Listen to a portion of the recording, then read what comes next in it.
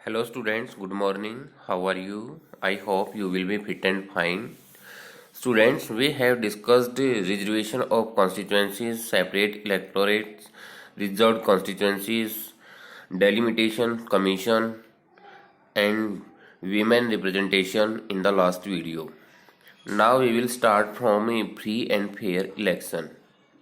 First point is it is the feature of democracy. Free and fair election is the feature of democracy. कि ये democracy की एक ही feature होती है. Universal adult franchise is necessary. Free and fair election के लिए क्या होना चाहिए? यूनिवर्सल अडल्ट फ्रेंचाइज की आवश्यकता होती है. यूनिवर्सल अडल्ट फ्रेंचाइज मतलब सार्वभौमिक वैश्विक मताधिकार. इसका मतलब ये होता है कि इंडियन सिटीजन्स जो 18 और अबव 18 ईयर्स हैं उनको वोट डालने का अधिकार दिया गया है. उसके बाद आता है इनविटेबल प्रोसेस. तो यहाँ पर एक निश्चित प्रोसेस होती है, प्रक्रिया चलती है इलेक्शन के लिए. 5 years is the duration of election. आपको इस बात का पता भी होगा क्योंकि आप पिछली क्लासेस में पढ़ चुके हैं. इंडिया में जो जनरल इलेक्शन होता है वो 5 साल बाद ही होता है. उसके बाद आता है पीपल्स पार्टिसिपेशन इज असेंशियल. और इलेक्शन में लोगों का पार्टिसिपेशन जो है वो बहुत ही असेंशियल होता है, आवश्यक होता है. उसके बाद आता है universal adult franchise. Universal adult franchise जैसा कि हम इसके बारे में पहले भी डिस्कस कर चुके हैं. सार्वभौमिक वैश्विक मताधिकार. All adult citizens of the country are eligible to vote in the election. जितने भी अडल्ट सिटीजन्स हैं कंट्री के वे सारे के सारे वोट डालने के लिए एलिजिबल माने गए हैं. कौन से हैं अडल्ट? तो वो 18 या अबव 18 ईयर्स जो हैं वो सभी वोट डाल सकते हैं. Based on the principle of equality and non discrimination. तो based on the principle of equality जो यूनिवर्सल अडल्ट फ्रेंचाइज है ये किस पर डिपेंड है? Principle of equality and non discrimination, यानी कि यहाँ पर कोई भेदभाव नहीं किया जाता. उसके बाद दिया गया है right to vote is one of the most political rights of a citizen. राजनीतिक अधिकार नागरिकों का बहुत जरूरी अधिकार होता है और राइट टू वोट जो है उनमें से एक माना गया है. यानी कि लोगों को राजनीतिक अधिकार दिए गए हैं और उनमें से एक राजनीतिक अधिकार क्या है? यूनिवर्सल अडल्ट फ्रेंचाइज या right to vote. Article 326 says that the election of Lok Sabha and the Legislative Assembly should be based on adult franchise. Article 326 जो है उसमें ये कहा जाता है कि इलेक्शन होगा जो लोकसभा का और लेजिस्लेटिव असेंबली का वो किस पर बेस्ड होगा? अडल्ट फ्रेंचाइज पर. Right to vote means those who have completed at the age of 18. There should be no discrimination on the ground of religion, caste, economic base, etc. Right to vote का मतलब ये है कि citizens के साथ religion, cast, economic base पर कोई भी भेदभाव नहीं किया जाएगा. जिसकी एज 18 कंप्लीट हो जाती है उसको बिना किसी भेदभाव के वोट डालने का अधिकार दिया जाएगा. उसके बाद दिया है through the 61st amendment change the voting age from 21 to 18. It was in 1989. कई बार कंपटीशन टेस्ट में भी पूछा जाता है ये क्वेश्चन. अभी भी पीछे ये विलेज सेक्रेटरी का जो एग्जाम हुआ था हरियाणा में उसमें ये क्वेश्चन पूछा गया था कि वोट डालने की एज 21 से 18 कब की गई थी?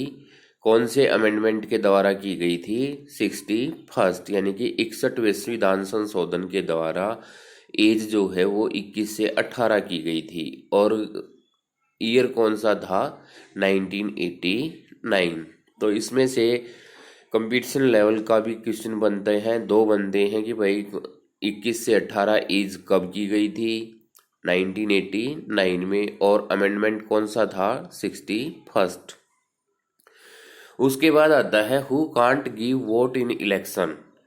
हमने ऊपर पढ़ा कि अब वो 18 या 18 ईयर्स जो है वो वोट डाल सकते हैं। तो वोट कौन नहीं डाल सकता? बिलो 18 ईयर्स, 18 साल से नीचे का आदमी।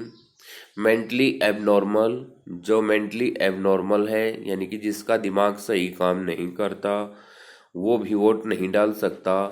नॉन रेजिडिंग इंडियंस, यानी कि जो इंडिया का नागरिक नहीं है, वो भी वोट नहीं कर सकता। Criminals, crime related to election, corruption, कोई भी क्रिमिनल या जिसने इलेक्शन से रिलेटेड क्राइम किया है, करप्शन किया है, उसको वोट डालने का अधिकार नहीं है। Those who are not entered in electoral roll, और वे भी वोट नहीं डाल सकते जिन्होंने इलेक्टोरल रोल किया है, यानी कि चुनावी प्रक्रिया में भाग लेते हैं, वो भी इसमें वोट नहीं करते। Right to contest in election, election लड़ने का अधिकार किस किस को मिला हुआ है? He should be an Indian citizens, election लड़ने के लिए सबसे पहले तो इंडिया का नागरिक होना चाहिए। He should complete the prescribed age, अलग अलग इलेक्शन, अलग अलग पोस्ट के लिए, अलग अलग असेंबली के लिए क्या होता है, एज लिमिट रखी गई है। तो इसमें क्या है कि जो प्रिस्क्राइब्ड एज होती है वो कंप्लीट होनी चाहिए। उसके बाद थर्ड पॉइंट दिया है, ही और she is not gone under imprisonment for 1 और मोर ईयर्स, कि कोई भी इलेक्शन लड़ने वाला आदमी जेल ना काट चुका हो 1 या उससे ज़्यादा सालों की। फिर है election commission of India, election commission of India भारतीय चुनाव आयोग। तो इसको फॉर्म ऑन 25 जनवरी 1950, तो 25 जनवरी 1950 को इसको बनाया गया था। तो इसमें फर्स्ट पॉइंट क्या दिया है, for conducting A free and fair election the constitution of India form election commission, India में फ्री एंड फेयर इलेक्शन करवाने के लिए हमारे कॉन्स्टिट्यूशन में इलेक्शन कमीशन का प्रावधान किया गया है, यानी कि इलेक्शन कमीशन बनाया गया है। इसके बाद 19 आर्टिकल 9 ये 324 deals with election commission of India, election commission के बारे में हमारा कौन सा आर्टिकल बताता है? आर्टिकल 324। उसके बाद दिया है election commission is an independent body, election commission पर किसी तरह का कोई दबाव नहीं होता, वो फ्री होकर के काम ही करता है। Election commission consist of single and plural till 1989, election commission जो है वो सिंगल भी है, प्लूरल भी है 1989 से। From 1993 election commission become plural, जो इलेक्शन कमीशन है वह है प्लूरल बन गया है। पहले क्या था, 1989 से पहले सिंगल और प्लूरल दोनों था, लेकिन फिर क्या हो गया, ये प्लूरल हो गया था।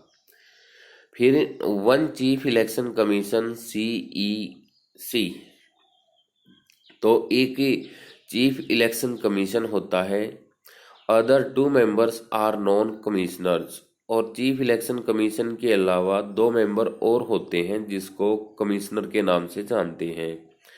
Appointed by president of India on the advice, अब इसमें क्या दिया गया है कि appointed by president of India, के जो चीफ इलेक्शन कमीशन है और कमिश्नर है ये किसके द्वारा अपॉइंट किए जाते हैं? इंडियन प्रेसिडेंट के द्वारा। On the advice of the council of minister, मंत्रियों की परिषद के सलाह पर। उसके बाद दिया है appointed for a term of 6 years और till 65 whichever is earlier, और वे 6 साल की अवधि के लिए अपॉइंट किए जाते हैं या फिर 65 से पहले तक उनको रखा जाता है। Can be removed by the president of parliament recommended with A special majority, और इसको रिमूव किया जा सकता है प्रेसिडेंट के द्वारा, लेकिन उसमें रिकमेंडेशन किसकी होनी चाहिए? पार्लियामेंट की, स्पेशल मेजॉरिटी के साथ। जो मेजॉरिटी फिक्स कर रखी कि भाई इतनी मेजॉरिटी के साथ अगर पार्लियामेंट चाहेगी तो इसको रिमूव भी कर दिया जाएगा।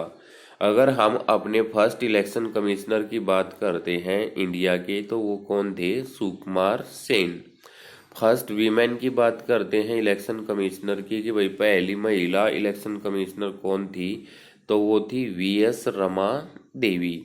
और एट प्रेजेंट की बात करते हैं तो वो कौन है? मिस्टर सुनील अरोड़ा। तो आपने इस वीडियो को देख करके यहाँ तक के टॉपिक आपकी टेक्स्ट बुक से दोबारा से फिर पढ़ने हैं। Thank you. और अगर आपको फिर भी समझ नहीं आता तो आप इस डाउट क्लास में अपनी बात रख सकते हैं।